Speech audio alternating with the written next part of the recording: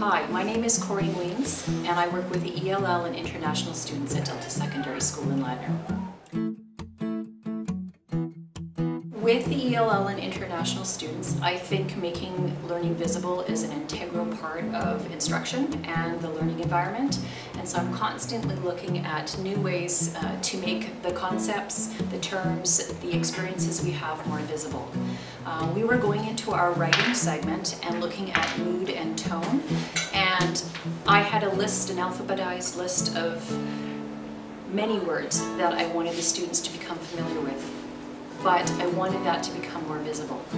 The students also hadn't worked on posters, many of them never having made one before, and so I decided to integrate the idea of visibility with a poster by doing something called a CSI, which means color, symbol, and image.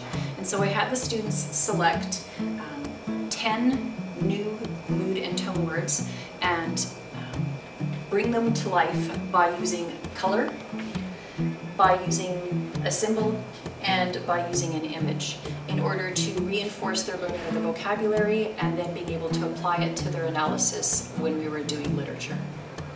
Hello, my name is Duncan Cowan. I'm a teacher here at Delta Secondary. I'm teaching woodwork and metalwork. I teach grade 8 life skills. And so I move around in 5 or 6 different areas. I have quite a few different classes and preps at Delta Secondary School. So I went in mostly thinking I was going to be a sponge, just sort of absorb whatever I could and learn about, try and bring back best practices to my classroom and that type of thing. So this is kind of an example right here. This is where the seniors have been asked to come up with a project of their own design. They approached me and they said, well, we want to do a really big one. Can we get a couple of people together to share the work and the design and the effort and a lot?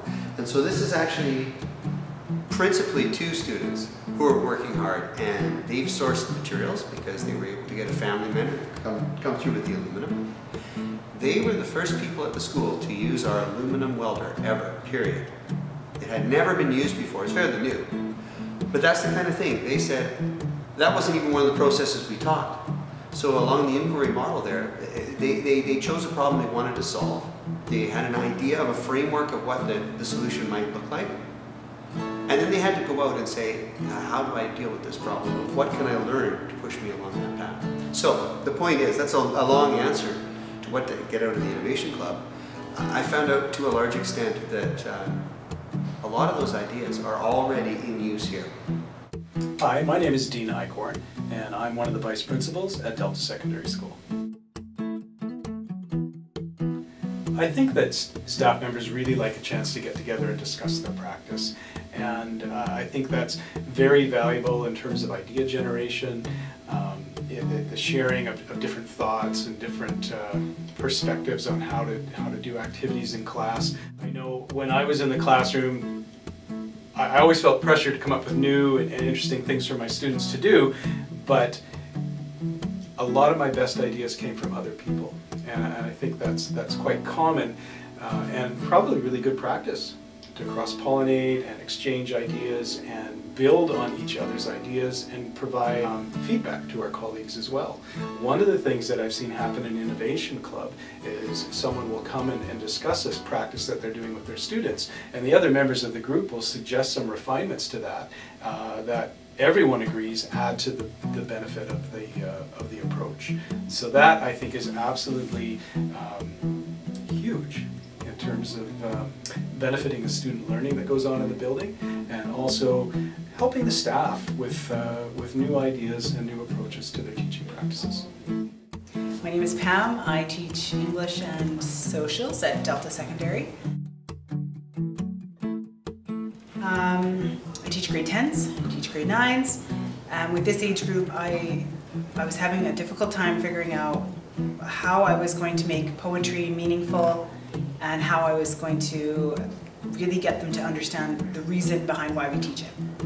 So I developed, well, myself and another teacher, we developed sort of an inquiry project based on the power of poetry, or the power of the language in poetry. So the question, the essential question the kids had to look at was, create a question around 2 words, poetry and power, and then figure out how you're going to analyze this or explain this. Initially, I was afraid that the kids wouldn't have enough to work with, or they would be lost in the attempt to solve this question.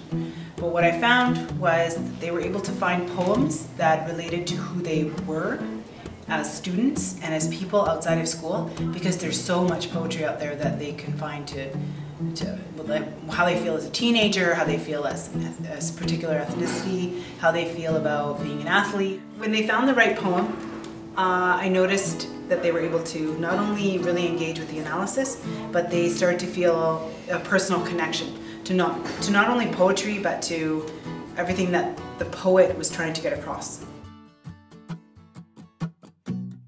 Innovation Club is a place where I feel like I can go and feel supported and celebrate what my colleagues are doing, and all the new ideas that come out with just people trying such simple things really invigorates you and it excites you, so that you can go and try, but it's so comfortable. Like, you can go and say a little bit of what you did and somebody else may have another idea that's so collaborative. It's reassuring, it's exciting. Ria Gunning, and I teach English at Delta Secondary. I offered my students in my creative writing class a different unit, an option for a different unit. Usually what I do is at the beginning of the year, they all do memoir units, they all do poetry units, and they all do short fiction. So at the end of the year, students had an opportunity to do an inquiry question or to work on a screenplay unit. Half the class chose to do what I called the chance, which was an inquiry-based project. And I basically gave them the chance to write in any genre that they were interested in, and to put that genre, to think about the genre that they were interested in, and then to put that together with the word powerful, to come up with a question, which genre do I find most powerful, or what genre, what aspects of a genre, like one student is doing graphic novels, another student is writing an album full of lyrics, another student is putting together some of their own poetry, another student is working towards some aspects of the novel. So they could ask the question, what is the most powerful music for me, or what are the most powerful graphic novels, or what would be the best screenplay that I could write. And I asked them to demonstrate their question and sort of explore their question through journaling about it and then doing some research. A couple of the students are working through it right now. One of them is started by writing a graphic novel, decided to turn it into an anime screenplay. So he's sort of listening in on the screenplay unit to be able to bolster his chance. Hi, I'm Graham Harkley. I teach at Delta Secondary School, and I teach social studies, geography, economics, and accounting. Well, they came in actually, and we worked together as a team of UBC and myself and the kids, all working through this game, which was sort of a beta version. And it was pretty interesting. The impact of the game itself on the interest of, how did they really learn about climate change? I think they did, but inadvertently, because they were part of a research process, which they thought was pretty cool, because the UBC came in, some professionals came in to talk to them and wanted their input into it, and so the whole process was really beneficial. The actual game itself had a lot of bugs and issues and stuff like that at that time, because we were the first class to use it. So the impact of the game itself was hard to judge, I would say, but the process of researching something and having the kids be part of that process really increased their level of engagement in the class, and they were a fantastic audience, and they really helped, I think, move the game to the next level.